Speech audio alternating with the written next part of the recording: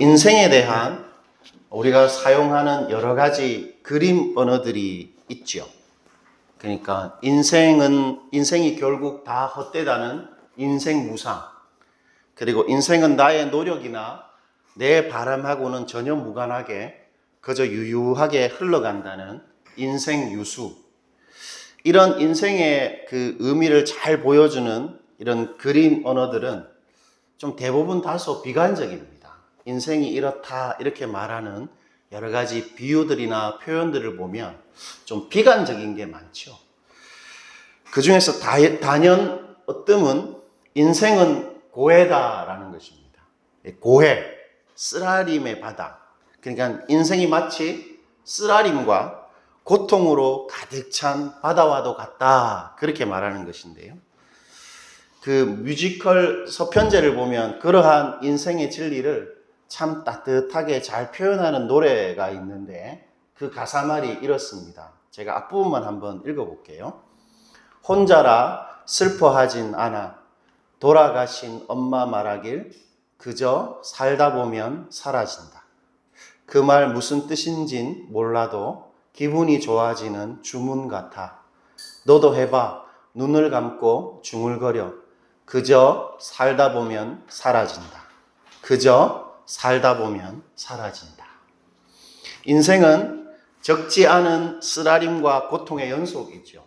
저는 아직 그래도 나이가 어린 편이라서 그 말의 의미에 대해서 이제 조금은 알 것 같은데, 아마 이렇게 인생을 살면 살수록 인생이 참 고통의 연속이다, 이렇게 이제 우리가 고백하게 되는데, 그런데 이 노래말에 보면 그런 인생 그저 살다 보면 사라지게 되어 있다, 그렇게 말하고 있습니다. 오늘 우리가 교독한 이 시편에도 인생에 대한 그러한 그림 언어가 나오는데 1절입니다. 1절. 우리 1절은 우리 다 같이 한번 읽어볼게요. 1절입니다. 여호와께서 집을 세우지 아니하시면 세우는 자의 수고가 헛되며 여호와께서 성을 지키지 아니하시면 파수꾼의 깨어 있음이 헛되도다. 1절을 보면 집을 세우는 것, 그리고 성을 지키는 것이 나오지요. 이 집을 세우고 성을 지키는 것은 어떤 한 사람이 자신의 인생을 살아가는 그 주된 모습을 상징적으로 잘 표현한 것입니다. 그러니까 우리 같으면 대학을 졸업하고 취업하고 결혼하고 자녀 양육하고 직장만 하는 것, 바로 인생이라는 나의 집을 짓는 것과 같다는 것이죠. 그래서 예수님도 모든 사람들은 집을 짓는 사람들인데 반석 위에 집을 짓는 지혜로운 사람이 있는 반면 모래 위에다가 집을 짓는 어리석은 사람이 있다, 그렇게 우리한테 말씀해 주셨죠. 즉 우리 모두는 전부 다 인생이라는 집을 짓는 사람들인 것입니다. 그리고 성을 지킨다는 것은 우리가 인생을 살아가면서 하게 되는 우리의 어떤 노력들을 말합니다. 그것을 잘 표현한 것인데, 우리는 어려서부터 우리의 입시 경쟁에서 살아남기 위해서 우리의 성적을 잘 지켜내야 됩니다. 그리고 가족의 안위와 행복을 지키기 위해서 직장에서 그리고 사업터에서 우리는 분투해야 됩니다. 가족을 지켜야 되죠. 그리고 무엇보다 우리는 우리의 건강을 잘 지켜내야 됩니다. 이처럼 우리는 일생 무엇인가를 보호하고 지켜내면서 살아가지요. 인생이라는 나의 성을 지키는 것입니다. 그러므로 인생은 한마디로 세우고 지키는 것의 연속이다. 인생은 세우는 것이고 지키는 것이다 라고 말할 수 있습니다.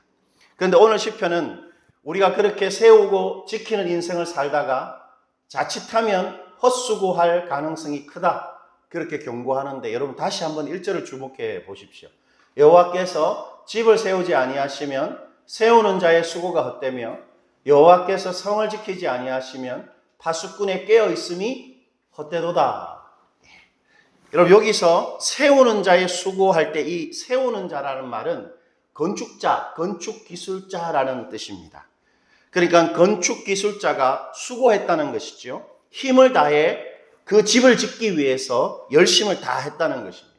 즉 경험이 많고 건축하는 일에 정통한, 그래서 그 집을 짓는 일에 있어서 실수하거나 실패할 가능성이 적은 어떤 사람이 힘에 지나도록 최선을 다해서 자신의 집을 잘 지었다는 것입니다.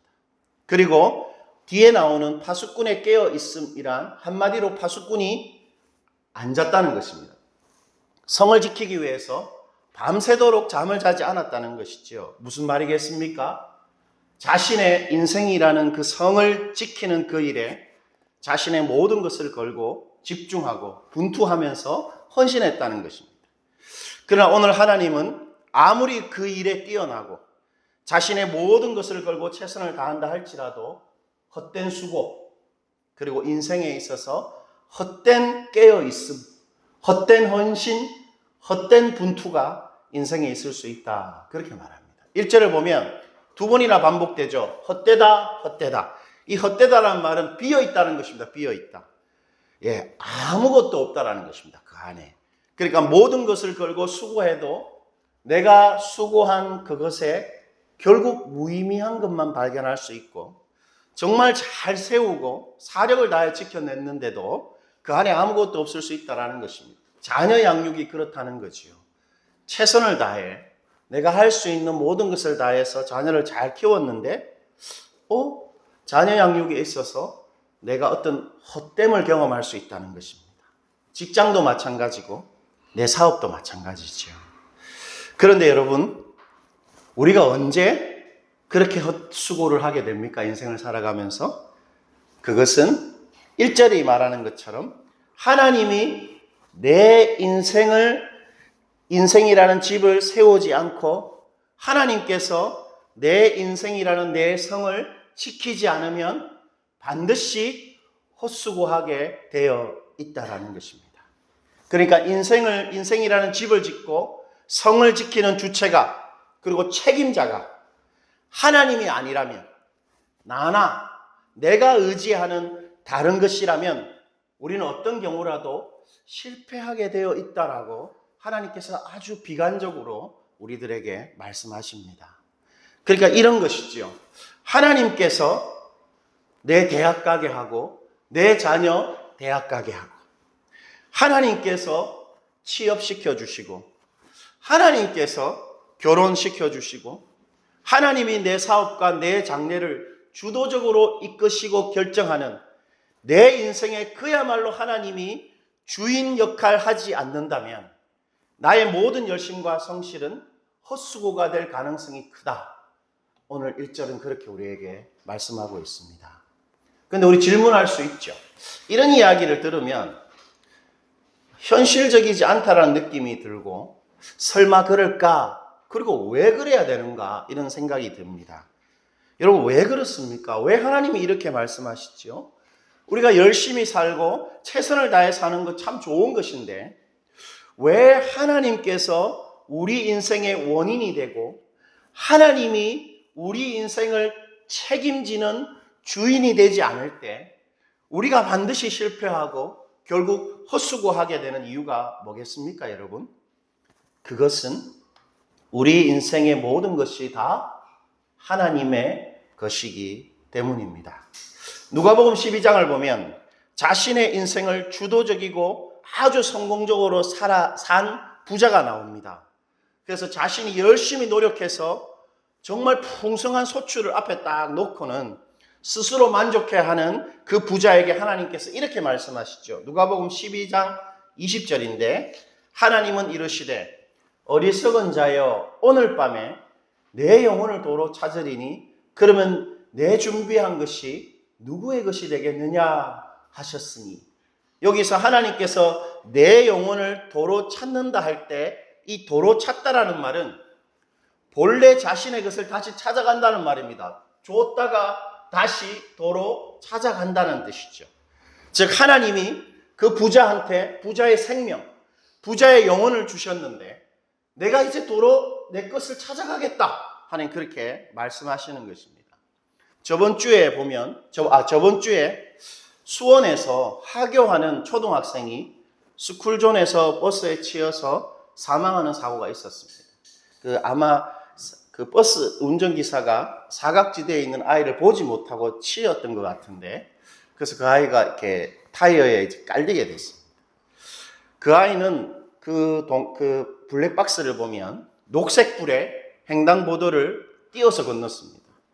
그런데 우회전 적색 신호를 무시한 버스에 의해서 그 아이가 운명을 달리하게 된 것이죠.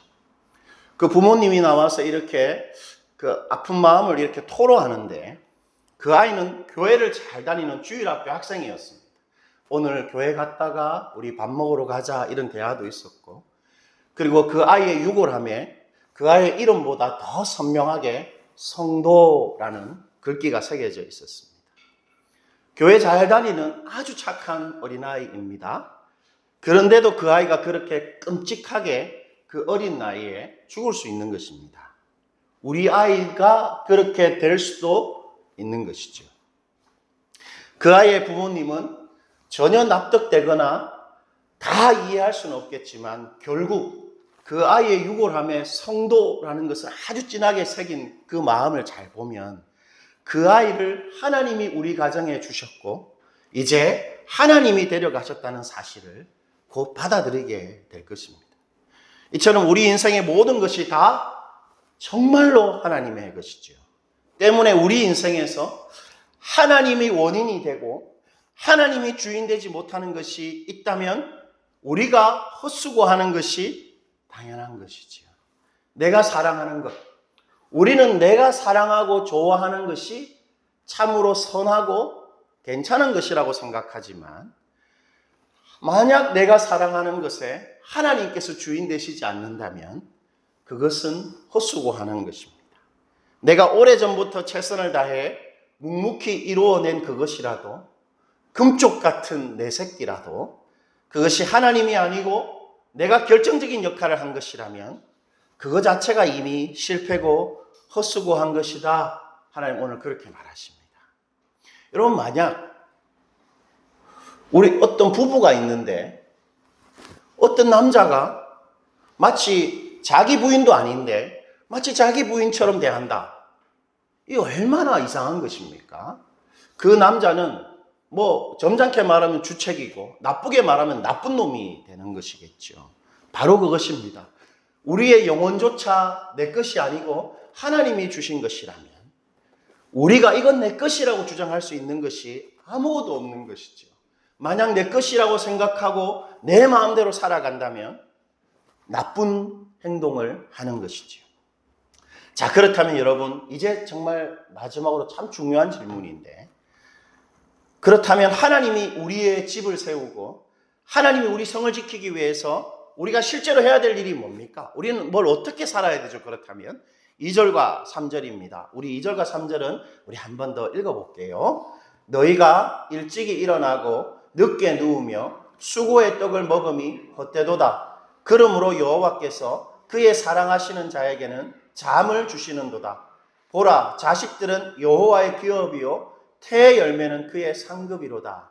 여러분, 2절과 3절에 보면 잠이 나오고 자식이 나오죠. 이 잠이라는 것은 2절에 보시면 하나님이 이렇게 말씀하십니다. 너희가 일찍이 일어나고 늦게 누우며 수고의 떡을 먹음이 헛되도다 이렇게 말하는데, 일찍 일어나서 늦게 눕는 헛수고하고 대조되는 헛되지 않는 수고, 절대 헛되지 않는 깨어있음을 이 잠이 상징하는 것입니다. 이 잠이라는 단어가. 그리고 자식이 나오죠. 뒤에 보면. 자식은 어떻습니까, 여러분? 하나님만이 결정적으로 주시고 우리 하나님한테만 그 책임의 소재가 있는, 우리 인생에서 우리 여사와 가장 무관하게 우리가 그저 받는 제일 소중한 내 것. 자식은 내가 선택하지 못하고 하나님한테 그저 받는 내 것, 가장 소중한 내 것이죠. 역시 헛되지 않는 수고와 깨어있음을 상징하는 것입니다. 잠, 자식, 이것이 바로 우리가 인생을 살아가면서 할 수 있는 헛되지 않는 수고를 비유하는 것이죠. 자, 그렇다면 여러분, 잠과 자식의 공통점이 뭡니까? 잠하고 자식의 공통점이 뭐죠? 그 모두 하나님만이 주실 수 있는 것입니다. 사실 오늘 저희는 이 자리에 없고 저 서산에서 예배를 드리려고 했었는데 제가 이렇게 감기 몸살이 너무 심해가지고 도무지 이렇게 움직일 수가 없을 정도로 몸이 힘들어서 이렇게 서산을 가지 않게 되었는데요. 잠을 자려고 그렇게 애를 썼는데 잠이 안 오는 것입니다. 불면증에 시달려 보신 분들은 아시지요? 잠은 내가 자려고 해서 잘 수 있는 것이 아닙니다. 잠은 하나님이 주시는 것이죠. 자식도 아무리 애를 쓴다고 해서 하나님이 안 주시는데 자식이 생겨나지 않지요. 잠과 자식은 오직 하나님만이 주실 수 있는 것입니다. 그러므로 우리 인생에서 헛되지 않는 수고와 깨어 있음이란 하나님이 주시는 것만을 받으려는 그 마음 중심. 나는 하나님이 주시는 것만 받고 이제 살 것이다 라는 그 마음 중심에서 행하는 수고와 깨어 있음이 바로 헛되지 않는 수고와 깨어 있음입니다. 어떻게 하는 것입니까? 매사를 내가 통제하려고 하지 않는 것입니다. 매사를. 그리고 하나님이 정말 주도할 수 있도록 하는 것이죠. 하나님께서 충분히 나의 하나님, 말 그대로 나의 주님, 내 인생의 주인이 되실 수 있도록 사는 것입니다. 소극적으로는 아마 이렇게 하는 것이겠죠. 미리 걱정하지 않습니다. 그 어떤 일에도 미리 염려하지 않습니다. 초조해하거나 성급해하지 않습니다. 침울해하거나 불행해하지 않습니다. 저는 약간 우울질입니다. 그래서 쉽게 슬퍼하고 쉽게 불행해합니다. 어떤 사건이나 누구의 말, 누구의 행동을 딱 보면 마치 내 마음이 싹 칼로 베이는 것 같이 너무 쉽게 마음의 상처를 받고 불행해하죠. 덩치하고 달리 그렇습니다. 그런데 제가 쉽게 우울해하고 불행하는 걸 가만히 들여다보니까 그 속에 뭐가 있냐면 하나님에 대한 불신이 있는 것이죠. 하나님에 대한 불신. 하나님이 진짜 주인이다.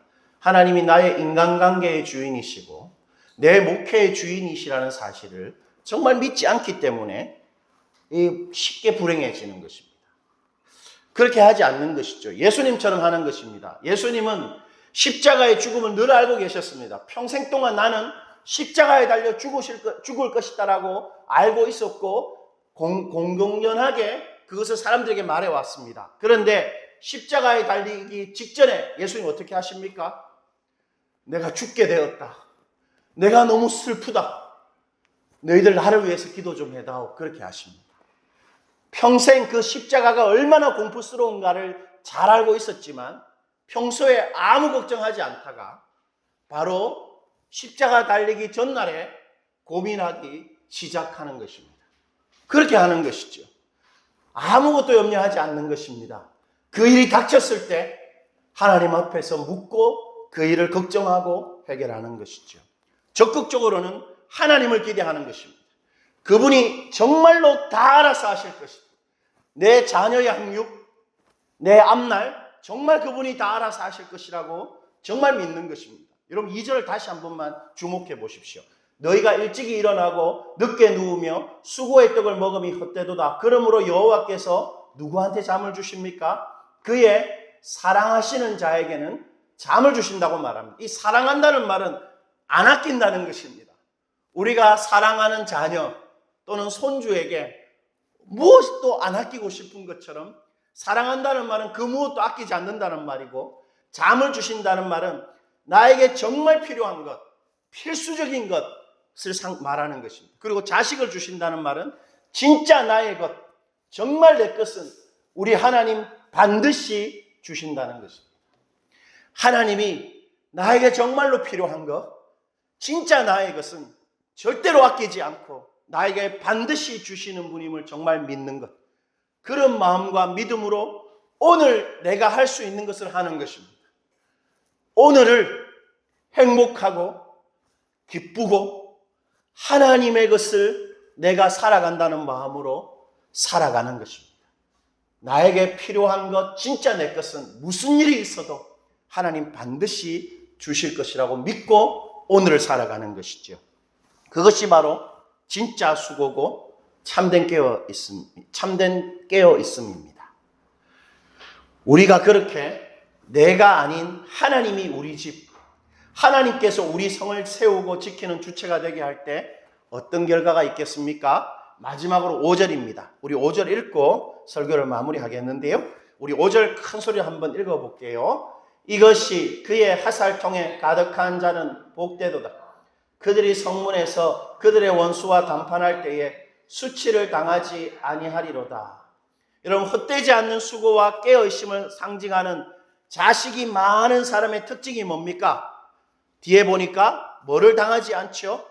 어떤 일에도 수치를 당하지 않습니다. 이 수치라는 말은 상황이나 무언가가 자신이 예상한 것과 다를 때 가지게 되는 낙담과 절망감입니다. 인생을 살아가면서 이 정도 나이가 되면 나에게 이런 것이 있어야 되겠고, 이 정도 시간이 지났으면 내가 이런 지위를 좀 가져야 되겠고, 친구들 간의 관계에서 이런 것을 기대하고, 우리가 인생에서 자녀들에게 기대하는 것도 있고, 그런 게 많이 있는데 그것이 나의 기대와 예상하고 다를 때 우리는 낙심하게 되고 절망감을 가지게 되지요.